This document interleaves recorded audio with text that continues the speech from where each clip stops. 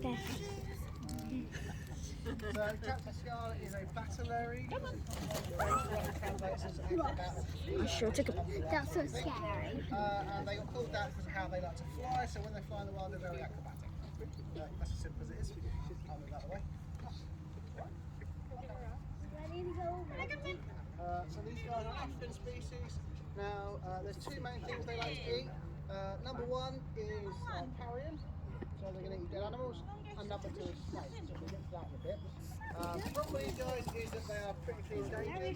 They are endangered because of essentially Compared to so out in Africa there is a massive ivory trade, unfortunately, and what people do is they will sneak onto